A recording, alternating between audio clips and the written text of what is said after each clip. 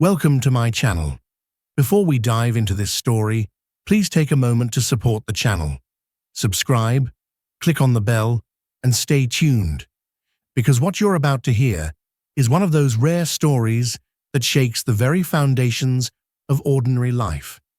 You might think that death lurks in shadows, far from our daily routines, or in grim and deserted streets, or perhaps during a daring adventure, but very few would ever imagine it could appear in the warm, familiar glow of a family dinner.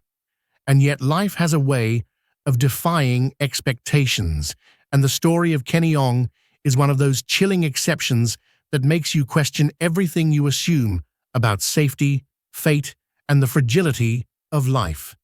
Is it really possible? You may ask. How could a simple evening with loved ones end in a brutal murder so shocking that even Malaysian authorities were forced to reconsider aspects of their criminal legislation? Let's explore this case in depth. Canny Ong Lek Yang, born in 1974 in Ipoh, Malaysia, emerged from a large, bustling family in a city better known to tourists than to those who crave the quiet pursuit of personal dreams. Yet Canny's ambitions were anything but ordinary. While the streets of Ipoh held charm and history, her eyes were set far beyond the familiar skyline. She dreamed of prestigious work, of a life filled with travel and achievement, a path not handed to anyone, but earned through relentless effort. And so, from the very beginning, Canny understood that dreams are not wishes, they are commitments. After graduating from high school with a gold medal, a tangible testament to her brilliance, she left for the United States, earning a degree in economics in Hawaii. Her beginnings were solid, but she sought more: self-realization, independence, and the promise of a life that could belong solely to her. In Los Angeles, the city of dreams, Canny found both opportunity and direction. She secured a position at a reputable advertising agency, navigating the fast-paced, competitive world of media and marketing with skill and grace. It was there, in 2001, that destiny intersected with her life in the form of Brandon Ong. Like her own father, Brandon was born in Singapore but had moved to America as a child, carrying with him both ambition and an unassuming charm. Their courtship was swift, their connection undeniable, and soon they were married, moving together to San Diego, a city that promised calm after the frenzy of Los Angeles. But even amidst newfound stability, life's unpredictability remained. Only 2 years into their marriage, Canny received troubling news. Her father, B. Jen, had been diagnosed with liver cancer and was scheduled for a serious surgery in Malaysia. The uncertainty was suffocating, the outcome unclear. With determination and love as her guide, Canny packed her belongings and left her husband behind, flying halfway across the globe to be by her father's side. Her anxiety was rewarded when the surgery was successful. The doctors assured her that B. Jen's prognosis was hopeful and that he would live to see grandchildren, that life would continue, and that the crisis, mercifully, had passed. Canny exhaled deeply, relief washing over her. But even as she prepared to return to her beloved husband and resume her thriving career, fate had already begun to weave its dark threads. On her return flight to Los Angeles, Canny's thoughts were divided between work, family, and the lingering shadow of worry she had carried across continents. That evening, before leaving Malaysia, she decided to gather her extended family for a farewell dinner at Montes, a restaurant laden with memories from her youth, where she had often dined with her parents during holidays. The evening began with laughter, stories, and the comfort of familial presence, a scene that now, in retrospect, seems tragically ordinary, a normalcy that would soon be shattered. During dinner, Canny's mother began to feel unwell, Attentive and caring, Kenny insisted on driving her home herself. It was a small, everyday act of love, but one that would unknowingly place her on a path from which there would be no return. As they approached the parking lot, Kenny rummaged through her purse for a parking ticket, the seconds stretching longer than expected. When she couldn't locate it, she assumed she had left it in the car and, in a routine gesture, asked her sisters to watch over her mother for a moment. She hurried to the car, an act as mundane as any, yet the moments that followed would become the focal point of a nation's horror. Minutes passed, then longer. Kenny's mother ventured to the car herself, only to find it and her daughter gone. Panic gripped the family. Calls to Kenny's phone revealed it was switched off. This was entirely unlike her. She was never one to disappear without a word, never someone to vanish into thin air without warning. Jen, alarmed beyond measure, approached the security guards of the restaurant and requested to review the CCTV footage. Initially, nothing seemed out of the ordinary. Kenny walking toward the car, searching pockets, patting her purse. But then, in a subtle, almost imperceptible way, the footage revealed something chilling. A man shadowing Kenny, sometimes speeding his steps, other times slowing to mirror her pace. From a different angle, the security guards witnessed a scene that would later be analyzed again and again in disbelief. Kenny's car leaving the parking lot, but with a man behind the wheel, and Kenny herself, inexplicably, sitting in the passenger seat. The unmistakable realization struck. This was not a disappearance, it was a kidnapping. The family's calls to the police were immediate. In Malaysia, the response was swift and precise. Officers began scouring the city streets. Within hours, a highway patrol spotted a vehicle matching the stolen car's description. Caution dictated subtlety. The officers could not yet know if this was a simple theft, a kidnapping, or something far graver. When they attempted to stop the car, the driver's anxiety was palpable, yet he managed a tense smile and handed over his license. Kenny, seated beside him, attempted desperately to signal the truth, to alert the officer to her peril, but her gestures were misunderstood. The man behind the wheel pressed the accelerator and fled.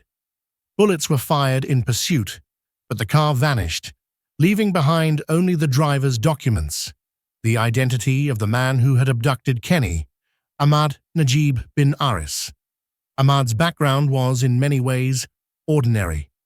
Born in 1976, the second of 4 children, he had dropped out of secondary school to support his family, relocating from Muar to Kuala Lumpur in search of work. Married with 2 children, he was described by acquaintances as responsible, hard-working, and outwardly a man of good character. Yet beneath this veneer lay the darkness that would turn an ordinary family evening into a national tragedy. Within hours, further pieces of the puzzle emerged. A young man came forward with a story that seemed almost inconceivable in its casual horror. On a roadside, he had been approached by a man claiming to be on vacation with his wife, stranded due to a flat tire. Eager to help, he had assisted the stranger, only to notice bullet holes and, shockingly, a terrified woman in the front seat, Kenny. From that moment, the horror crystallized. Ahmad was not merely a criminal, he was a predator, a man whose outwardly mundane life masked unspeakable violence. And for Kenny, this was the last time she would be seen alive. 3 days later, her body was discovered in a sewer manhole near a construction site, almost completely burned. The autopsy would later reveal the gruesome details: multiple stab wounds to the abdomen, strangulation marks around her neck, and the harrowing evidence of abuse that marked the final hours of her life. Not far from the scene, Kenny's car was recovered, a silent witness to the brutality that had unfolded in the span of a few terrifying hours. Forensic evidence, along with Ahmad's own documents, made it clear that the perpetrator had been living an ordinary life even as the city searched frantically for him, driving a stolen car, evading police, and ultimately attempting to cover his crimes. The Malaysian public, already shocked by the nature of the crime, was further unsettled by the realization that even in a country where violent murder is rare, a life could be so abruptly and brutally snatched away. The shockwaves from Canny Ong's disappearance and murder reverberated throughout Malaysia, igniting a level of fear and disbelief that few crimes in the nation's recent history had ever matched. The brutality of her death, juxtaposed against the ordinary, seemingly mundane circumstances of her kidnapping. A simple family dinner, a parking lot just a few steps from those who loved her, struck the public with an unrelenting intensity. The nation collectively grappled with questions that had no easy answers. How could someone so full of life, intelligence, and promise meet such a tragic fate? How could a man, outwardly ordinary, responsible even, orchestrate such horror without detection until it was far too late? In the immediate aftermath, the investigation became a meticulous and exhaustive process, led by Malaysian law enforcement agencies who for the first time in years were forced to confront not only the rare occurrence of such a violent crime, but also the systemic vulnerabilities that allowed it to occur. Ahmad Najib bin Aris, identified early through the documents left in Kenny's stolen car, became the focal point of both public outrage and police scrutiny, and the narrative that would emerge in the following months would prove as chilling as it was complex. Ahmad's life, examined under the lens of investigation, presented a paradox. To his neighbors and colleagues, he was a man of simple routines, a father, a husband, someone who worked diligently to provide for his family. He was described as conscientious and unremarkable in his daily life, a description that made the horror of Kenny's murder all the more jarring. Yet beneath this ordinariness lay a dark, predatory reality. Forensic tests confirmed what police had long suspected. His DNA was present in Kenny's car and on her body, a cold and undeniable testament to the violence he had inflicted. The juxtaposition of his mundane domestic life against the acts of unspeakable brutality he had committed left investigators, the public, and eventually the courts struggling to reconcile the two images of the same man. Each revelation in the case heightened the national anxiety. Here was someone who could blend seamlessly into ordinary society, who could abduct and murder a woman without immediate consequence, who could even confront law enforcement in a high-stakes chase and yet return to his home as if nothing had occurred. It was a nightmare that seemed to defy comprehension, a reminder that danger can reside behind the most benign facades, and that evil often wears an everyday mask. As the investigation deepened, Ahmad's defense, constructed by his legal team, sought to recast the narrative of the night in a manner that seemed almost surreal. They argued that Kenny had not been kidnapped, but that the encounter had been accidental, that she had voluntarily entered the vehicle, that their interaction had been consensual, and that her death had resulted from a sexual fantasy gone tragically wrong. According to this version, the stabbing and strangulation were, incredibly, part of this supposed fantasy, and Ahmad's subsequent act of setting the body on fire was an attempt to conceal evidence of what was framed as an accident. At first glance, the defense was audacious. It attempted to transform a story of abduction, terror, and brutal murder into one of negligent intimacy and misfortune. Yet the sheer implausibility of the claims, when juxtaposed against the weight of forensic evidence, would ultimately unravel the defense's narrative like fragile paper caught in a storm. The stab wounds, multiple and deliberate, the signs of struggle, the terror evident on Kenny's body, all pointed to a premeditated and violent act, not a consensual encounter gone awry. The investigators, the autopsy report, and the accumulated evidence created a narrative so irrefutable that the court saw through every attempt at distortion, leaving the defense with nothing more than an increasingly desperate attempt to salvage the reputation of a man whose guilt was incontrovertible. The trial, spanning several years, became a harrowing chapter in Malaysia's judicial history. Public attention was intense, the media coverage relentless. People were drawn not only to the crime itself, but to the terrifying reminder of how fragile safety can be, how easily ordinary life can be disrupted by violence lurking just beyond the periphery. Ahmad's courtroom demeanor oscillated between feigned innocence and brazen audacity.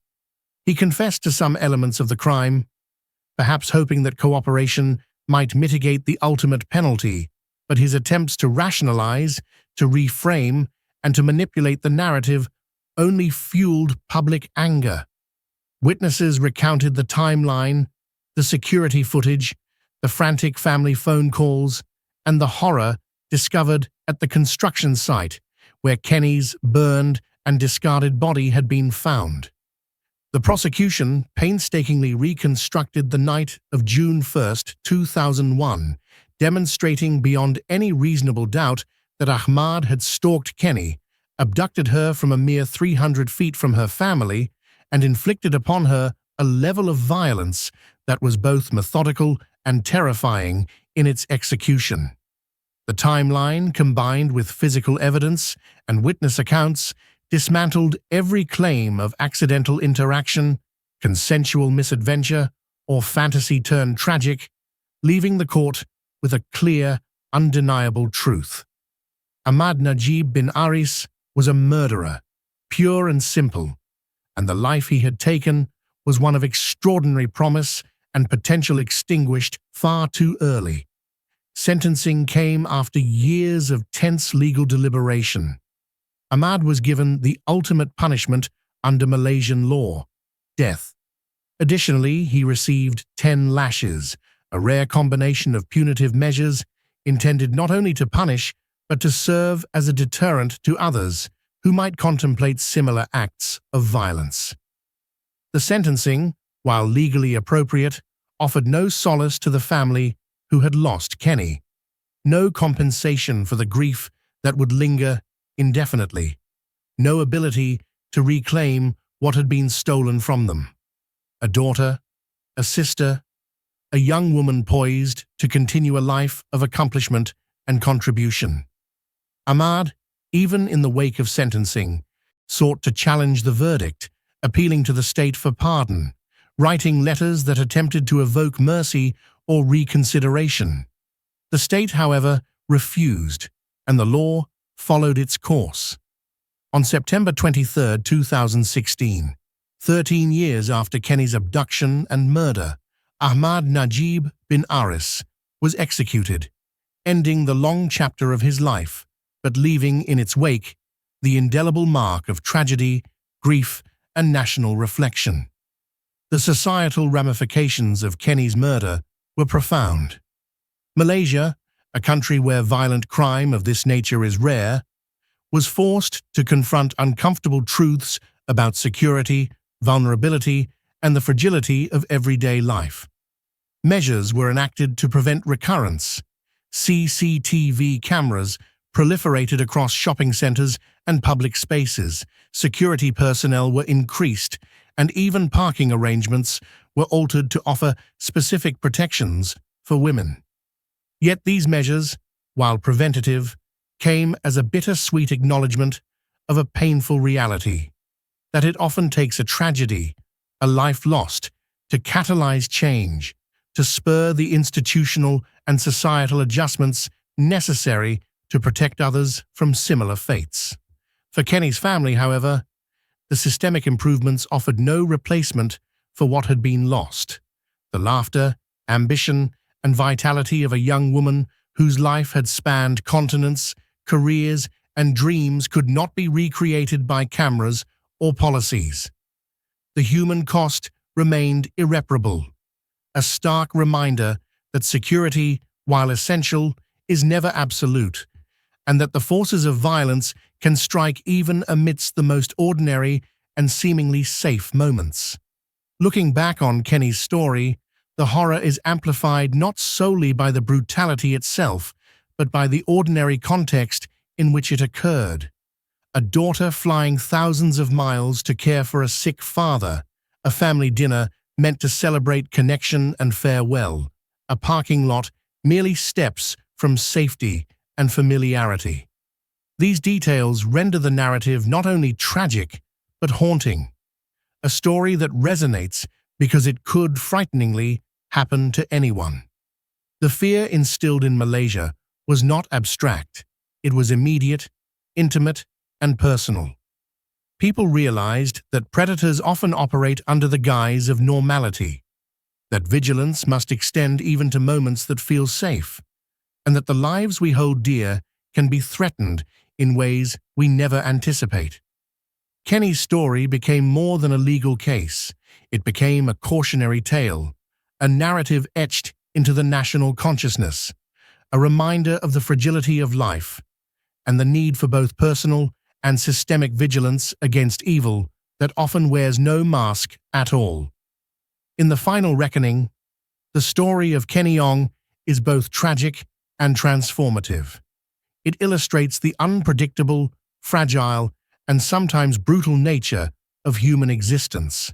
It highlights the contrast between the ordinary and the extraordinary, between the routine of everyday life and the horror that can erupt with a single wrong step, a single encounter, a single moment.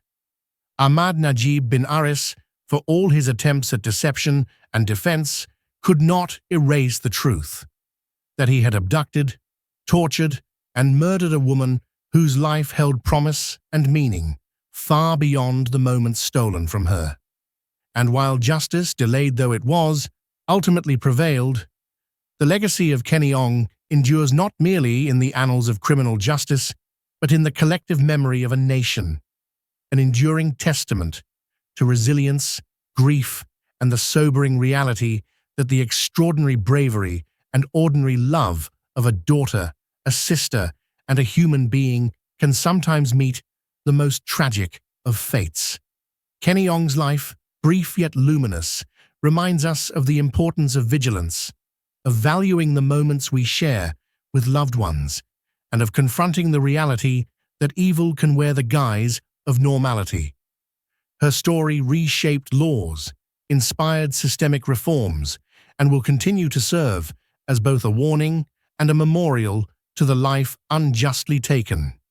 While Ahmad Najib bin Aris met his end behind bars, the emotional and cultural repercussions of his actions will linger for generations, echoing in the corridors of memory, policy, and communal consciousness.